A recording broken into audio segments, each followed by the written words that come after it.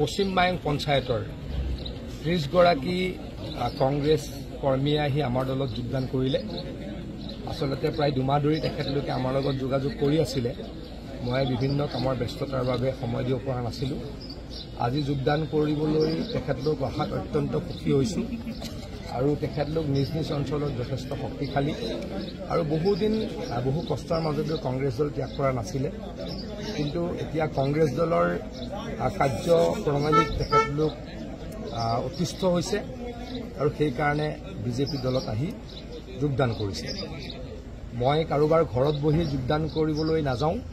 যোনে কাৰোবাৰ ঘৰত বহি মণিপুতৰ টকা দিম বুলি মিছা কথা কৈ যোগদান কৰিছিল তেখেতসকলক আজি বুজাই দিছোঁ যে জাগিৰোড সমষ্টিত ইমান ইজিলি ইলেকশ্যন খেলিব ভৱিষ্যতে নোৱাৰিব।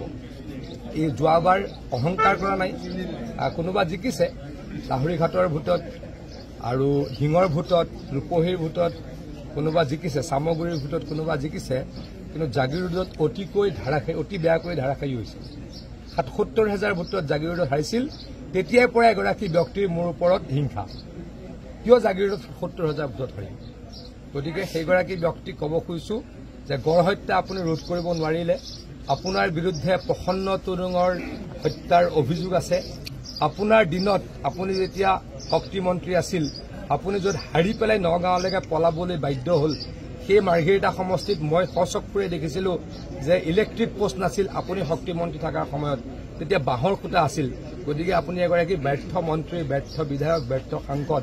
গতিকে আপুনি মোৰ লগত বা আমাৰ সমষ্টিত আমাৰ দলৰ লগত কুচক্ৰান্ত কৰি ৰাজনীতি কৰি একো ফল নাপাব। আজিৰ এই ঘটনাই আপোনাক আমি প্ৰমাণ দেখুৱাইছোঁ।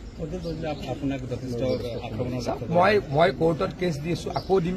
গতিকে চলি থাকিব। কিন্তু প্ৰদ্যুৎ বৰদলৈ ডাঙৰীয়াৰ এটাই কষ্ট, কিয় জাগিৰোডত ৭০,০০০ ভোটত তেখেত হাৰিল? কিয় জাগিৰোডত কোনো এটা অনুষ্ঠানত তেখেতক নামাতে? কিয় জাগিৰোডত 1000 মানুহলৈ ক'তো এখন মিটিং পাতিব নোৱাৰে? কাৰোবাৰ ঘৰত বহি 20টা মানুহ ফুচুলাই লৈ যায়। আকৌ আজি আহি আপোনালোকৰ আগত কৈ দিলে যে আমাৰ নামঘৰটোৰ, মন্দিৰটোৰ, মণিকূটটোৰ পইচা দিম বুলি কৈ ফাঁকি মাৰি লৈ গৈছিল। আৰু এগৰাকী ব্যক্তি যাক আমি 6 মাহৰ আগত পাৰ্টীৰ পৰা এক্সপেল কৰিছিলোঁ আমাৰ দলৰ বিৰুদ্ধে কাম কৰাৰ কাৰণে, তেওঁতো আমাৰ দলৰ ব্যক্তি নহয়। এতিয়া আমি দলৰ পৰা অব্যাহতি দিলোঁ বা এক্সপেল কৰিলোঁ, তেওঁ আমাৰ ব্যক্তি নেকি? কালিলৈকে যদি পষ্টত থাকিলে হয় তেওঁ বিজেপি হয়। আমি 6 মাহৰ আগত তেখেতক আমাৰ দলৰ পৰা অব্যাহতি দিছোঁ। গতিকে কুচক্ৰান্ত কৰি লাভ নাই। ৰাইজৰ কাৰণে কাম কৰিছোঁ, ৰাইজৰ লগত আছোঁ। গতিকে আমাক ইয়াতে ভগৱানৰ আশীৰ্বাদত একো কৰিব নোৱাৰে। এইবছৰ ৭৭,০০০ ভোটত হৰুৱাইছোঁ। ভগৱানৰ আশীৰ্বাদত অহাবাৰ ৯০,০০০ ভোটত হৰুৱাম।